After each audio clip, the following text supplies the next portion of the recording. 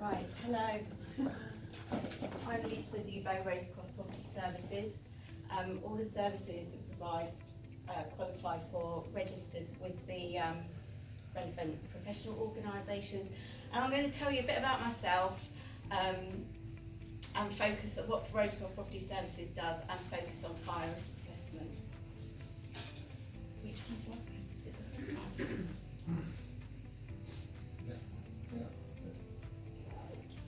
Right, so I did, every house I lived in was a building site as a child at some point, and so property has been featured quite heavily in my life.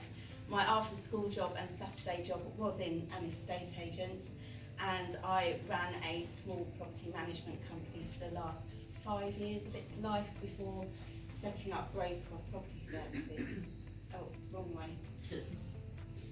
So in the meantime, I worked as a trade union organiser, campaigns officer for a company or an organisation that represented further education in sixth form colleges, and I was a development manager for a charity. And I guess what all those have got in common is it's supposed to be about making other people's lives better. And I like to think that's what Rosecroft Property Services is. I'm really not interested in property for how much it is. Go see Rachel about that. I just don't want to know. What I'm interested in is people being able to live safely in their own homes and that their own homes work for them. And I do energy performance certificates, Legionella risk assessments and fire risk assessments, and that's what I'm going to focus on now, is the fire risk assessments. So who needs one? You need one if you're an employer. That includes landlords, if you're responsible for a building that the public use. If you've got more than 5 employees, you have to write it down. If you have less than 5 employees, you don't have to write it down, but you do need to do it. And that's because you have duty of care to other people.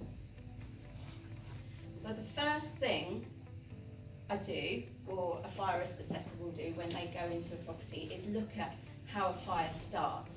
So what is there in that building that could get that spark going? So we look at equipment. What equipment do you use? Are there safe working practices? For example, if you're a welder, there's more chance of you starting a fire than if your everyday job is using a computer. Everything has a point at which it self-combusts, so I look for sources of heat. So how will that combustion happen? Cooking, smoking, arson, look, all of that kind of stuff. It's kind of self-explanatory. Now, you don't really need to be a fire risk assessor to know that some things are dangerous. That was above a sink in a little kitchenette. That's dangerous. You know, everyone knows that. Water and electricity don't miss. I found this great thing. It's a homemade extension lead. One of Robin's. That's my best one. It's actually one of Rachel's. Whoa! And Rachel quite sensibly told me to remove it immediately. Yeah, but I did find this. Yeah, it's just dangerous. If you see one of those, you just get rid of it. You don't need me to tell you that, you know, that's just dangerous. So the fire having started, the fire's going to spread.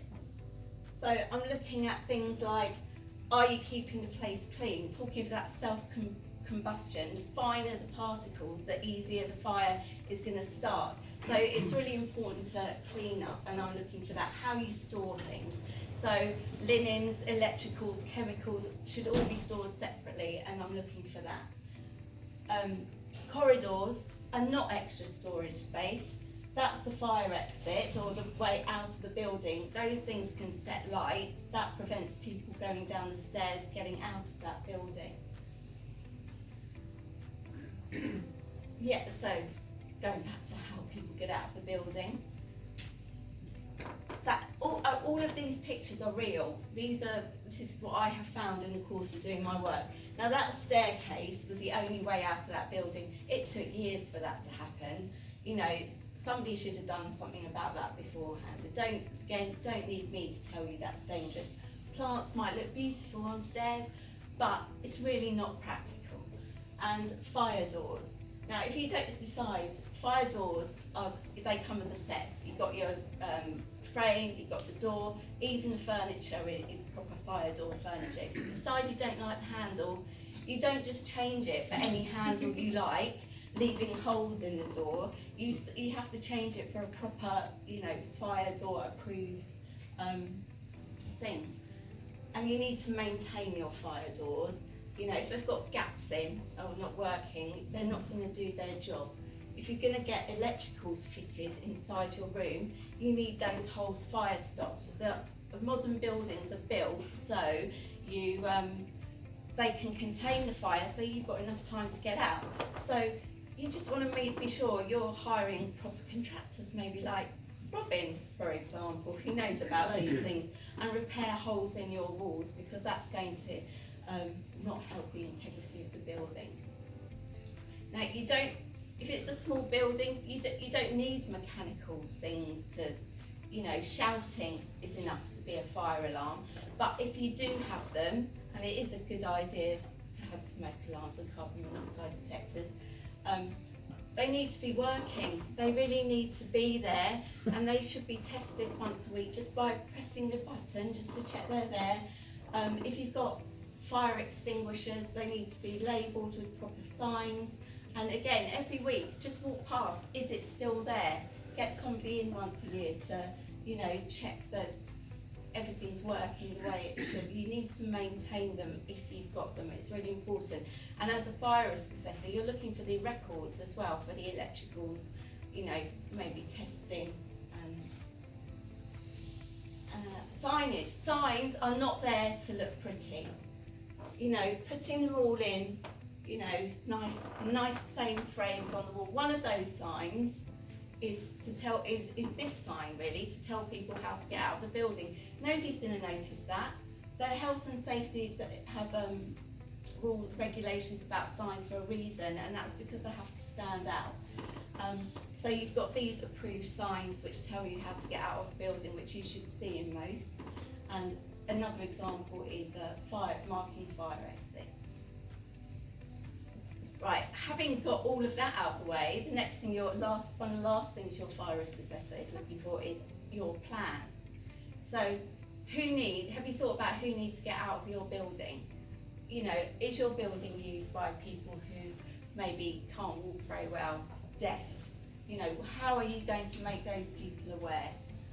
How are they going to get out? It's all right saying, oh, well, we'll call 999. Well, who is going to do that? Somebody has to know it is their job to do it, to make sure it is done and it's done straight away. Who is going to check that everybody is out of the building, and how are you going to do it? What are your processes for knowing who is in the building? And having got out of the building, could that fire then spread to other buildings around? So what is your plan for telling your neighbours that that they need to think about this or get out too? So at Rosecroft Property Services, we're about keeping people safe. To do fire risk assessments, registered with the Fire Protection Association and NEBOSH trained and qualified. That's the National Examination Board of Occupational Safety and Health. So I am looking for small businesses, landlords, property managers who may need a fire risk assessment, and that's me.